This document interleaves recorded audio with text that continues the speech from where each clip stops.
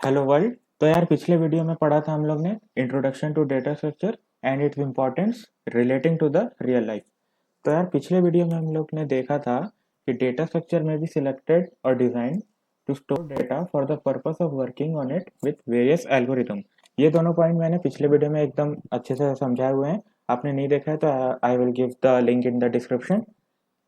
तो आज हम लोग ये पढ़ने वाले हैं कि यार ये एल्गोरिदम्स क्या चीज़ होती है। तो यार सब लोग ने ऐसे सुना होगा कि एल्गोरिदम यू नो ऐसा एकदम बहुत फैंसी सा चीज़ सुनते हैं हम लोग, इंक्रिप्शन एल्गोरिदम या एल्गोरिदम जिसने ऐसा एप्पल का लॉक ब्रेक कर दिया, या जो आप गूगल मैप्स यूज़ करते हैं और उसमें जो वन पॉइंट से दूसरे पॉइंट तक जो लोकेशन बताता है शॉर्टेस्ट डिस्टेंस का, वो भी एक क्या है, एल्गोरिदम ही है।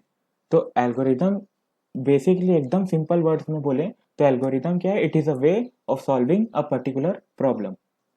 लेकिन अगर हम इसको टेक्निकल टर्म्स में जाएंगे तो इसको बोलते हैं algorithm is a step by step procedure और instructions that we provide to the computer on which tells the computer to how to approach a solution of a given problem। देखो यार इसको सिंपल टर्म्स में बताओ ना, तो हम लोग जैसे कुकिंग करते हैं तो कुकिंग में क्या होता है, हमारे पास एक प्रॉब्लम है कि हमको ये बनाना है। अब वो कैसे बनाना है, वो उसको क्या बोलते हैं हम लोग, रेसिपी। तो जो रेसिपी हम यूज़ करके हम डिश बनाते हैं, वैसे ही होता है एल्गोरिदम, जो एल्गोरिदम हम यूज़ करके एक एफिशिएंट प्रोग्राम बनाते हैं। अब रेसिपी में आप लोग देखे होंगे कैसे होता है वो, कि स्टेप वन ये, स्टेप टू ऐसा, स्टेप थ्री ऐसा। तो एल्गोरिदम भी कुछ इसी टाइप का ही होता है, ये स्टेप बाय स्टेप प्रोसीजर होता है, जो एक इंस्ट्रक्शन होता है कंप्यूटर को जो उसको फॉलो करने होते हैं, जिसको फॉलो करके हम एक सॉल्यूशन को अप्रोच करते हैं किसी गिवन प्रॉब्लम का। एल्गोरिदम कुछ नहीं है, बस एक प्रोसीजर और तरीका बोल सकते हैं किसी भी प्रॉब्लम को अप्रोच करने का। सिंपल। अब सपोज तुम्हारे सामने एक प्रॉब्लम स्टेटमेंट है, अब उसको तुम किस वे में सॉल्व करोगे, दैट इज योर एल्गोरिदम। अब जैसे गूगल मैप्स का एग्जांपल लेते हैं, तो वो क्या करता है, आपके एक लोकेशन से दूसरे लोकेशन तक का शॉर्टेस्ट रूट बताता है। अब वो इसका रूट की क्या होता है, इसका रूट ऐसा भी हो सकता है, इसका रूट ऐसा भी हो सकता है, इसका रूट ऐसा भी हो सकता है। तो ये वन पॉइंट, ये दूसरा पॉइंट, अब इसमें यहाँ से यहाँ जाने के हजार तरीके हैं, लेकिन वो क्या प्रेफर करता है, वो शॉर्टेस्ट डिस्टेंस। वो उसके पीछे भी एक एल्गोरिदम वर्क करता है जो हम लोग देखेंगे बाद में। अब एल्गोरिदम हम कैसे समझ सकते हैं, कि सपोज करो आपके पास एक गिवन प्रॉब्लम है, और सपोज करो ये यहाँ तक सॉल्यूशन तक हमको पहुँचना है। तो इसके बीच का जो प्रोसेस होता है या राउट जिसको बोलते हैं, उस राउट को बोलते हैं हम लोग एल्गोरिदम। जैसे कि अब इस प्रॉब्लम और ये वाले सॉल्यूशन तक पहुँचने के बहुत सारे तरीके हैं, ये हो गया, ये हो गया, ऐसा हो गया। ओके। तो ये जो राउट है ना, यही है, इसी को हम बोलते हैं क्या, एल्गोरिदम। तो यार यहाँ हम देख रहे होंगे कि प्रॉब्लम सॉल्यूशन तक पहुंचने के बहुत सारे वेज हैं। अब कौन सा वे हमको चूज करना है वो हम पे डिपेंड करता है, हमारे नीड्स के ऊपर। ओके। इसको एक एग्जांपल से समझते हैं, कि जैसे फॉर एग्जांपल ये है हमारा प्रॉब्लम स्टेटमेंट। हमको क्या करना है, एक एरे गिवन है जिसमें वैल्यू स्टोर है 0 से लेके 10 तक। अब हमारा प्रॉब्लम क्या है कि हमको सारे इवन नंबर्स प्रिंट कराने हैं इस एरे के बिटवीन। तो अब इसके भी बहुत सारे वेज हो सकते हैं। अब इसमें से एक एल्गो होता है क्या, ये वाला।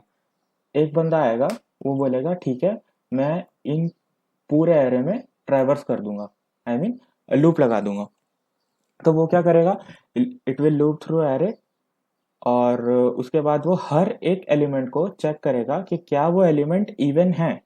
अगर वो इवन है तो वो उसको प्रिंट कर देगा। ओके।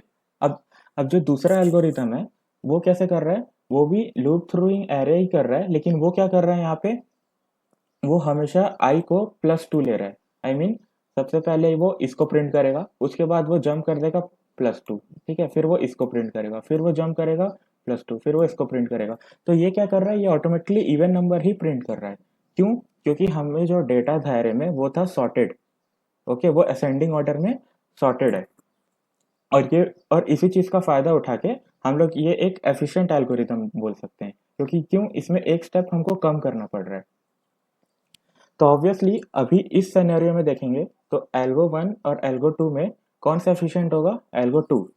ओके, तो अगर अभी एल्गो 2 फास्ट लग रहा होगा, बट अगर मैं बोलूँ if we had a random array, मतलब ये जो यहाँ पे डेटा है यहाँ पे सॉर्टेड नहीं होता।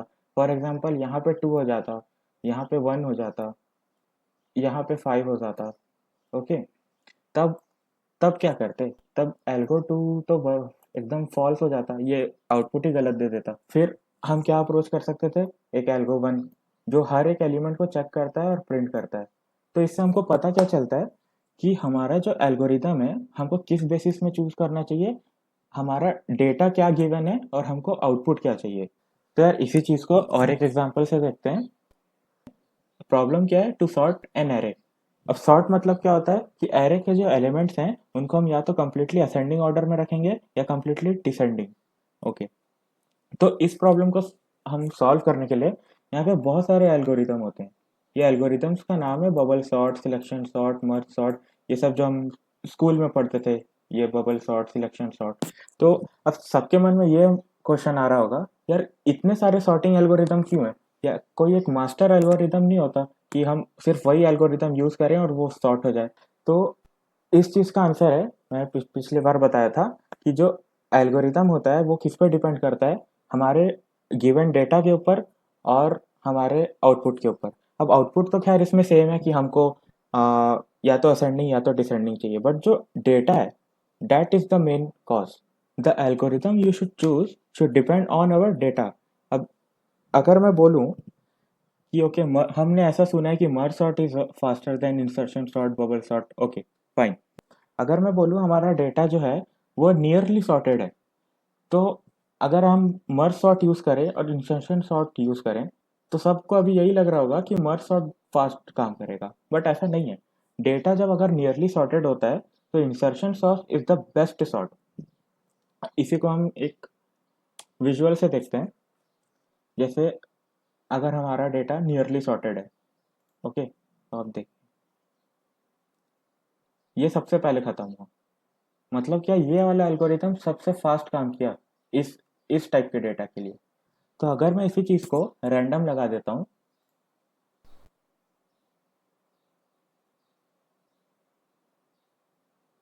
अब आपने देखा होगा कि हीप सॉर्ट सबसे जल्दी खत्म हुआ। तो अगर हमारे एरे में फ्यू यूनिक एलिमेंट्स हैं तब क्या सिचुएशन होगा?